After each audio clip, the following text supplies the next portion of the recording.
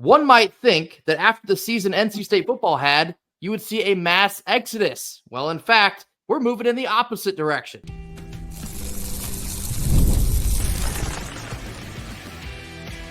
You are Locked On Wolfpack, your daily podcast on the NC State Wolfpack, part of the Locked On Podcast Network, your team every day. What's up, Wolfpack Nation? It's time to get locked in with Locked On. Thanks for making Locked On Wolfpack your first listen each and every day. We are free and available wherever you get your podcast and on YouTube, part of the Locked On Podcast Network, your team every day. Our Tuesday sponsor is FanDuel. Start the season with a big return on FanDuel. New customers can place just a $5 bet, and you'll get started with $150 back in bonus bets if that first $5 bet wins. Head on over to FanDuel.com in order to get started. Happy Tuesday to all. As always, I'm Grayson Boone, joined by former Wolfpack defensive tackle Kenton Gibbs.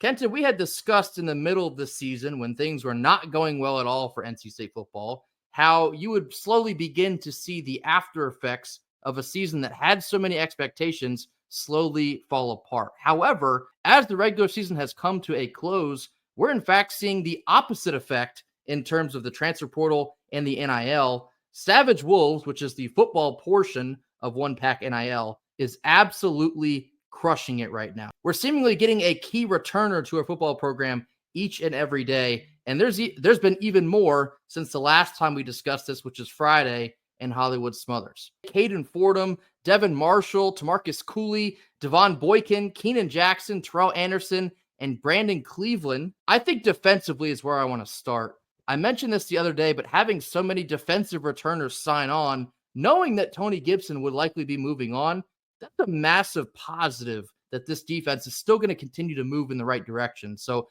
whether you do hire externally for a new defensive coordinator or you stay in-house, there's got to be a lot of optimism that this defense can really continue where they left off. Yeah, there is a ton of optimism for that. And I will say this, the reality is simple. These are guys who are bought into the name on the front of the jersey. Absolutely. That's just the reality. These are guys that are bought into, regardless of who my coach is, regardless of what the situation is, I'm fully on board for Wolfpack football. I am fully on board for doing whatever it takes to get this university to where we want to be in terms of conference champions, in terms of national champions, in terms of getting everything that you want in that regard. And so I commend these young men for signing on, but I will say this. I have not heard any news about, hey, this is definitively where the coaching hire is going in terms of the defensive coordinator. So that's why I'm saying these are young men. They're bought in for NC State.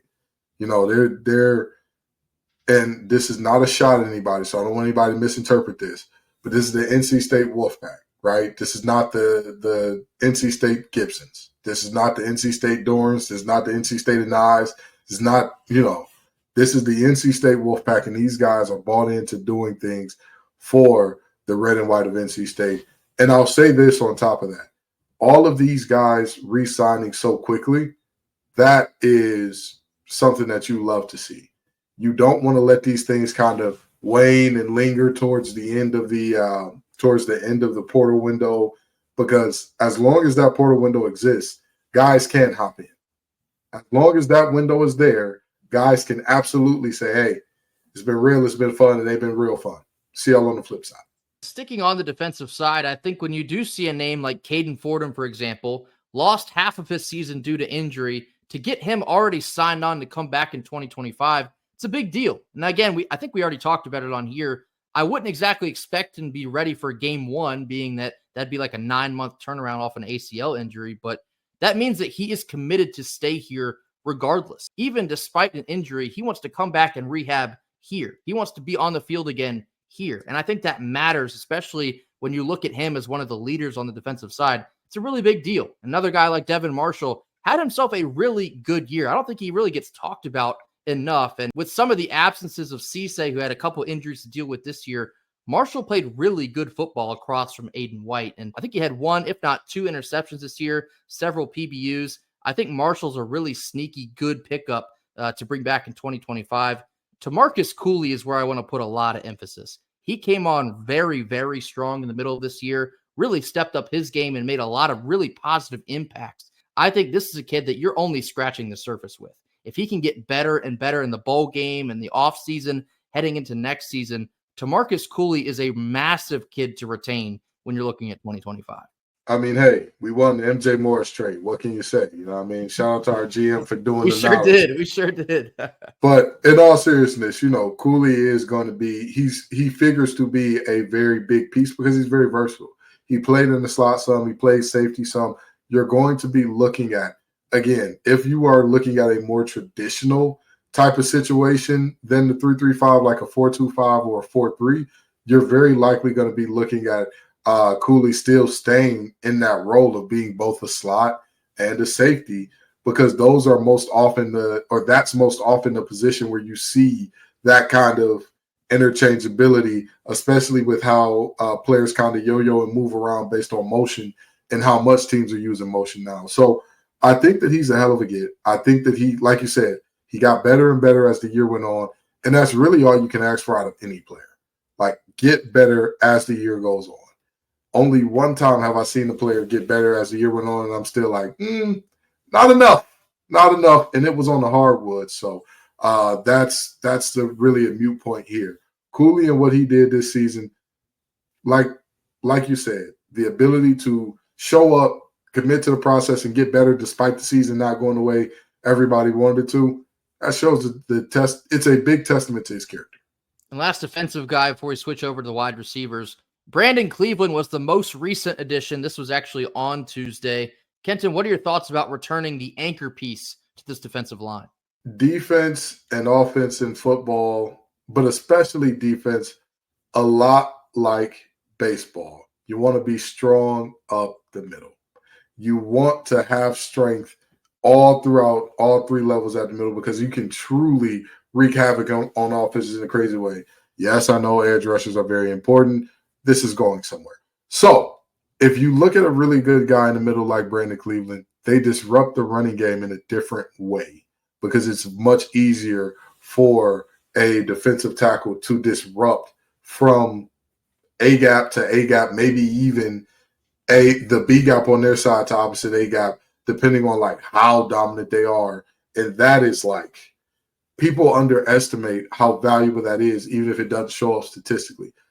How many times this year, and Grayson can attest to this, because 9 times out of 10, when I watch the film or when I watch a play and I'm like, oh, I'm making this the Locked On Look of the Week, or this almost made it, Grayson watches some of those plays with me.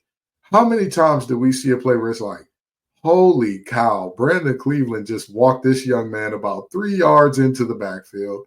You can't ask for a nose guard to do it any better than that. It was often, especially in the back half of the year. I can think of the Georgia Tech game and even the game against the Dirty Foot Club specifically. He was constantly getting in the backfield and blowing up that offensive line, making gigantic gaps for everyone else to rush in and make a play. And I want to make something clear about Brandon Cleveland. While he did have a strong second half of the season, he also had a very strong first half of the season. This is how good he was. On a play that was a negative or Locked On Look of the Week, we saw that the premise of what had happened was he blew up the center in a way that he then made two guys on defense unblocked, because the center was supposed to climb and the guard was supposed to take over. He blew up the center in a way that now the center and the guard are both kind of taking a long walk in the backfield with him. It just so happens that certain young men did not do their job, and we got what we got out of that play. But Brandon Cleveland, he is absolutely a force on the interior, and he's got some pass rush juice to him as well. Normally, guys that are that disruptive in the run game, you got to pick one. You got to pick like, do I want a guy that's very disruptive in the run game, or do I want a plus pass rusher on the inside? You do not with Brandon Cleveland. He can give you both at a high level. So, I think that's a hell of a get. The last three guys I want to talk about here real quickly, all three on the offensive side of the ball. You got Jonathan Paylor, Keenan Jackson, and Terrell Anderson. All three of those have also signed on with Savage Wolves for 2025. Really big deal. And we talked about with the departure of KC Concepcion that perhaps opens the door for a kid like Jonathan Paylor to step through and make big on his opportunity. As soon as this bowl game, I believe Dave Doran said last week that somebody like Jonathan Paylor will certainly have his opportunities to make a lot of in this bowl game coming up. I don't want to put hefty expectations on the kid because we've only seen him in, I think, like 2 games, and it was very limited snaps in both of those 2 games. I think the world of his talent and athletic ability. I'm not saying that he is KC or be better than KC because none of us have the answer to that quite yet. But the athlete that we knew that he was coming into state, to return him into 2025 and knowing that he will get KC-like opportunities, I can't wait to see what this kid will do. And then you also look at Keenan Jackson and Terrell Anderson. Well, actually, when you talk about the trio of these 3 offensive skill players, these are 3 of the highest rated guys in that class that came into state this past year. To return all 3 of them when you saw very buildable blocks in their talent and natural ability this year, such a big deal. And it keeps that cupboard stock for CJ Bailey going from year 1 to year 2. This is how everyone grows together. They learn the natural chemistry between quarterback and wide receiver. And I think that's only going to go a really long way for this offense. I would be surprised if all 3 of these guys stay through the end and they, continue to grow with CJ Bailey. I would be surprised if we didn't see at least one of these guys on postseason award watch list. I would legitimately be surprised by that. Everybody knows how I feel about Keenan Jackson, extremely refined receiver and all that. And super glad that I bought stock there. I just bought Granny her 3rd house with that one. She's still mad at me about Alabama. It's all right. But, Terrell Anderson, he showed some very positive things too. We knew that he was going to be a guy very tough to contend with on those jump balls. And he just has an uncanny amount of body control in the air or on the ground. Now, Palin, that, my friends, is what you call the next factor. Because with his speed, if he can turn that into functional playing speed, he has that angle breaking speed. Like, I got him. I can just angle it this. No, I don't got him. I do not got him. I don't know why I said I got him. He has 6. He has that type of speed. Again, it's all about just transforming it, just turning it from super athlete to super receiver, because it's something that when you see players make that transition, all of a sudden they go from like, oh, he's really good to he is otherworldly, like we've seen with like a Tyreek Hill or something like that, to where it's like, man, he's really fast. Did he learn how to run routes? What just happened? That type of deal. Yeah, very positive signs on both sides of the ball for that matter. Savage Wolves is absolutely killing it in the player retention department, and certainly anxious to know how many more players will sign on here in the coming weeks. Coming up next, we're going to get into a whole lot of nothing, a whole lot of something. This comes after a quick word from our sponsors. First Tuesday sponsor is FanDuel. Tackle NFL action all season long on FanDuel, America's #1 sportsbook. Right now, new customers can bet just $5 and get $150 back in bonus bets if that first $5 bet wins. The FanDuel Sportsbook app gives you everything you need to place live bets on the NFL, all in just one singular place. When you get a hunch in the middle of a game, you can check out the latest stats, view live play-by-play, and so much more on the very same page that you place all of your bets. Head on over to FanDuel.com in order to join today. You'll get started with that $150 in bonus bets if that first pesky $5 bet wins. That's FanDuel.com in order to get started. Never waste a hunch and make every moment more with FanDuel, the official sportsbook partner of the NFL. Middle portion of our Tuesday show. Now time for a whole lot of nothing, a whole lot of something. 3 topics. We'll tell you exactly where we stand on them. First one here, kind of on the topic of player retention, especially on the offensive side. I believe we hinted at this last week, but I think it's becoming even more apparent. Kenton, it would certainly appear that offensive coordinator Robert and I may be being retained here as we move into 2025. Whole lot of nothing, whole lot of something. Same. I will say this. It is a whole lot of something. I don't know whether that's a whole lot of something in a negative or positive way. I don't know if this is like, why are you tying your wagon to this man, Dave? What are you doing? Or if this is hey, he kept talent here and that talent's going to be a year older and amazing next year. So you got to appreciate it. But some people say that the hot seat, how hot is the seat, or you're skating on thin ice.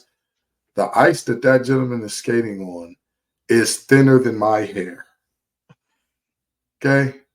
It's technically there. I'm sure if you put my head under a microscope, you'd be able to see that I have concepts of waves. I have concepts of waves going. Concepts is crazy.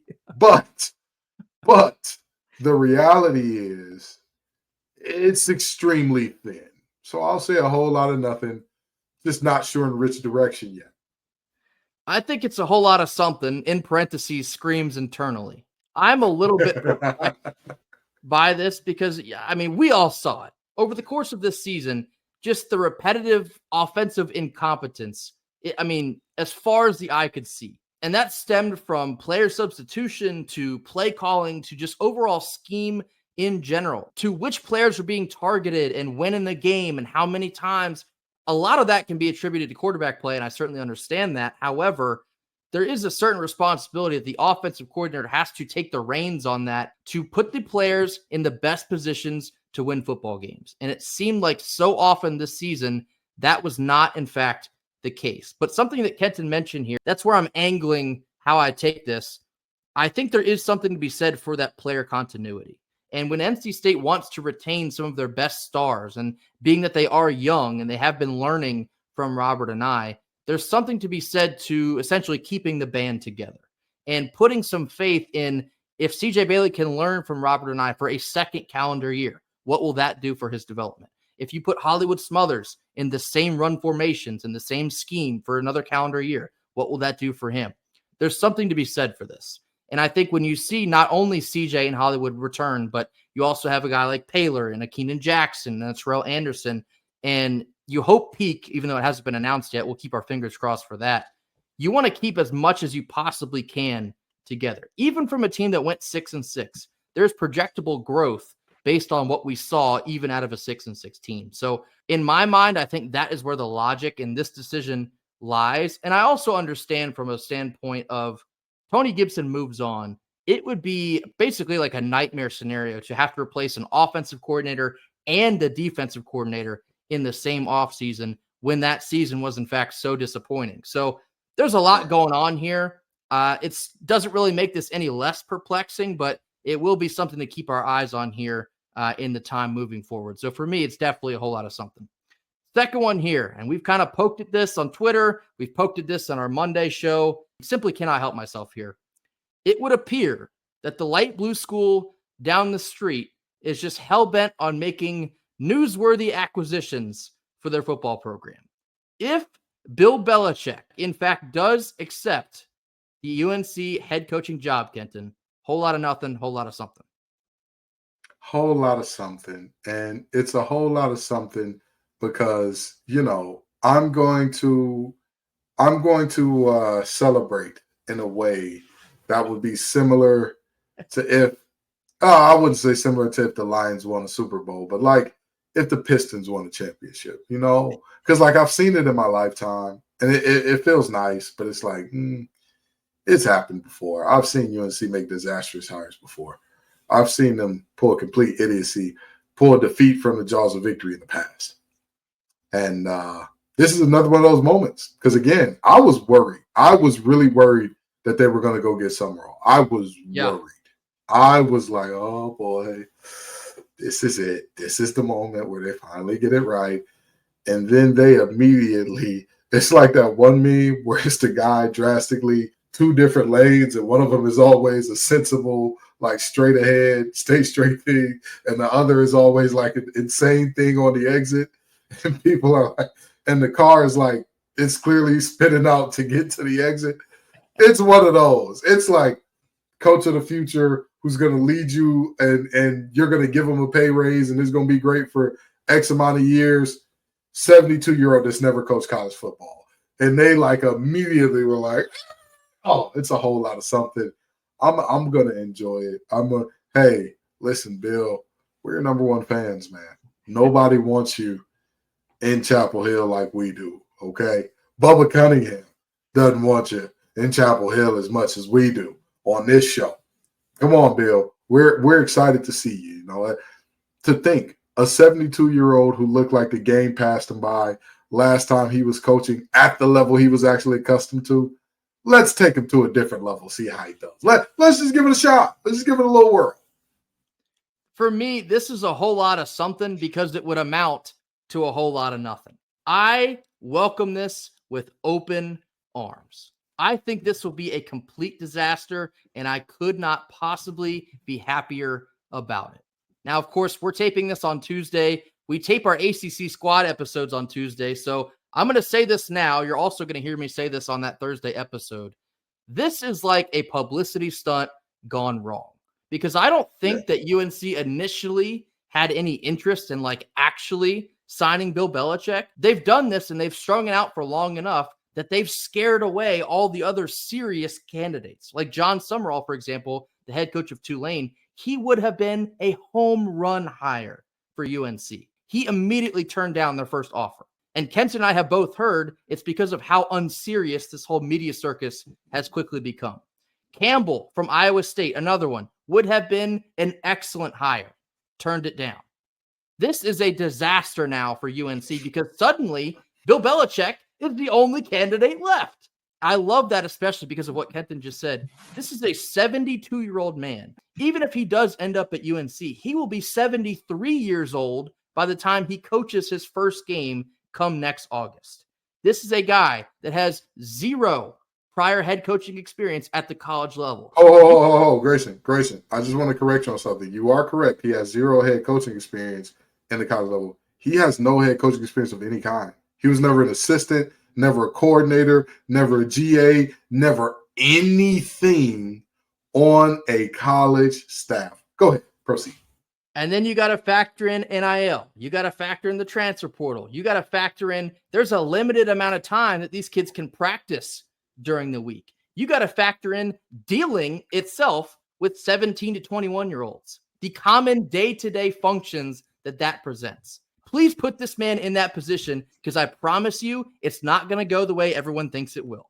And I know he's a great coach. He's got multiple, 6 Super Bowls, one of the greatest football coaches of all time. There's something to be said for that. He ain't built for the college game. I promise you. Nick Saban walked away from college football because NIL, transfer portal, and who knows what else was too much for him. If Nick Saban can't do it, Bill Belichick can't do it. Bill Belichick does not want these problems. And he could present a 400-plus page football Bible, whatever that even means, probably had a $100 bill stamped to the back of it. Bring this on. We retired William. I want to retire Billiam. Bring them both down. Beating Bill Belichick in a light blue cutoff ratty hoodie that he's got on. How awesome would that feel? Coming from our standpoint of building a culture to theirs, I don't even know what you want to call it now because it's just all about optics. It's not about having substance in that program because it never has been. But for this to actually go through would be so incredibly unserious.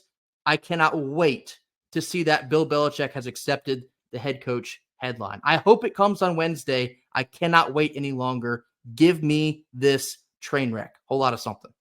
Before we get past this, I say this as somebody who's entitled to compensation from what the Patriot Way did to my team, meaning what they were internally.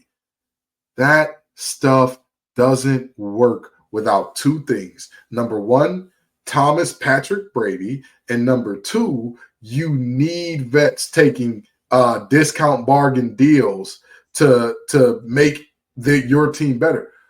How the hell are you going to tell an 18 to 22-year-old, forget what type of neighborhood they're from. They could be from the worst hood or the wealthiest neighborhood. I mean, what are you going to do, man? You want to take a pay cut to come on over to Chapel Hill? I mean, what are you going to do? You're going to take more money to go to Athens? Well, what sense does that make? You know, we make pros over here. You're going to make the we make pros argument against Georgia, against Bama, and let's not even go to the SEC.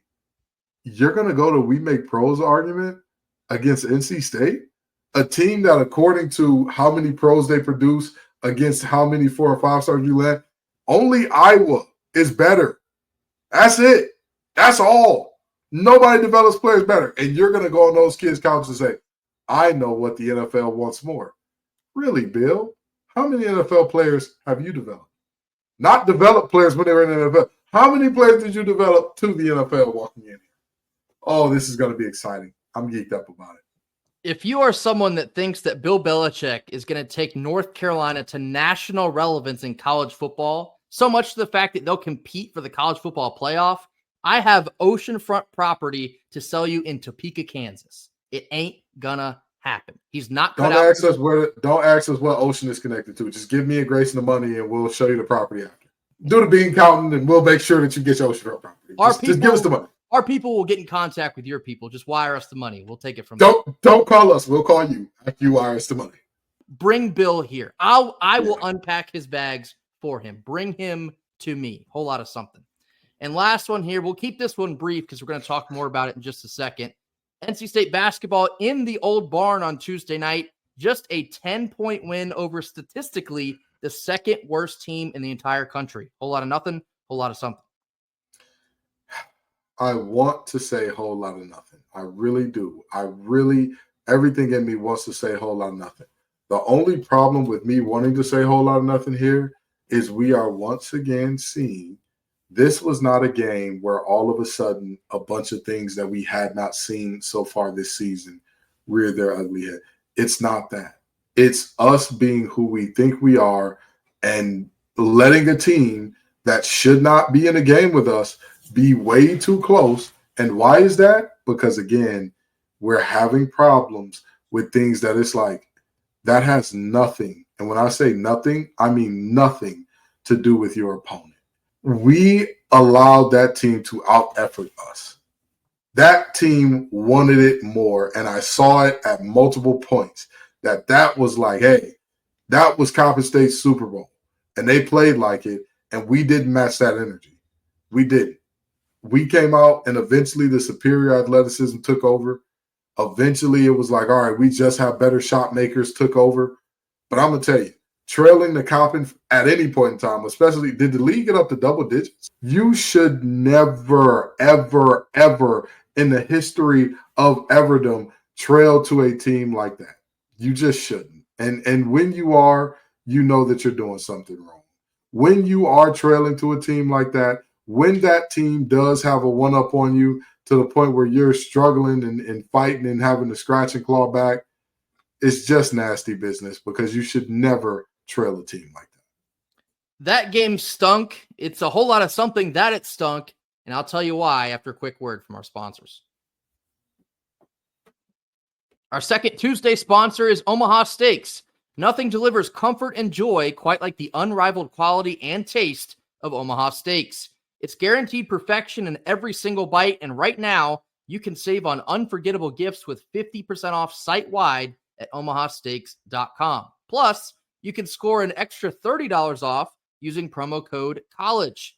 With 5 generations of experience, they consistently deliver the world's best steak experience, and the gifting experts at Omaha Steaks have made it easy to deliver the perfect gift with thoughtfully curated gift packages featuring gourmet favorites. From legendary steaks to mouthwatering desserts and more, you can save 50% off site-wide for a limited time at omahasteaks.com. Plus, our listeners get that extra $30 off using promo code COLLEGE. That's COLLEGE, college. That's 50% off at omahasteaks.com and an extra $30 off with promo code COLLEGE. Minimum purchases may apply only at omahasteaks.com. Last couple minutes of our Tuesday show. Tuesday evening was the Heritage game for NC State men's basketball in Reynolds Coliseum. 66-56 win over Coppin State, which is, like I just told you, statistically the second worst team in the entire country, according to the Ken Pom ratings. It was ugly. And I think that's even an understatement. The first half was just putrid, absolutely disgusting basketball on both ends. But the crazy part of this all is, like Kenton was just talking about, the fact that Coppin State led for close to even just 12 minutes in a game like this. That raises some red flags. And we've talked about already this season, probably already too much. This team struggles at the 3 ball, they struggle rebounding, and they struggle at the foul line. When all three of those struggles continue to pop up, even against an opponent like Coppin State, that signifies that is who you are. You're now a third of the way through the season. That is who you are. That's extremely concerning based on anyone you play, but Coppin State, I feel like I should reemphasize how bad this team actually is. They are now 0-11 on the season. Last year, they were 2-27. I did not make that up. 2-27 last basketball season. And they're already off to a very hot start of 0-11 this year. We've said it once, we've said it a million times. When you win the game, there's really only so much that you can complain about. This was not a good win. In fact, when you dive into the net ratings that are going to come up a lot more often once you dive into ACC play in a couple weeks, this win, we won by double digits and we dropped 11 spots in the net rating. Not a good performance. Again, you won the basketball game. I was going to say that's great, but it really wasn't. You won the basketball game okay, but this is a poor effort on Tuesday night. Again, this game, I just don't like being out-efforted, I don't like a team wanting more because we literally talked about that last week with the Dirty Foot Club in terms of like, oh, yeah, this is you guys Super Bowl. Listen, you've got to show the hell up, man. You've got to show up. They were diving on the floor for loose balls that we weren't and all that. And even beyond that, there was just an off shooting night from a lot of guys that we weren't expecting off shooting nights from. You know what I mean? Breon Pass on the season has been about a 48. I believe before this game, he was above 50% three-point shooter, 1 for 4 from deep. So this was an off night for a ton of guys in a ton of different ways. And all of a sudden, you kind of get what you get here. But you have to have more effort. And you have to be the team. Like, we talk about being undersized all the time. Coppin State is one of the few games where you are not you're not seeing a situation where it's a much bigger team. To only win that rebounding matchup by 2 rebounds, not ideal. Not ideal, I'll tell you that much.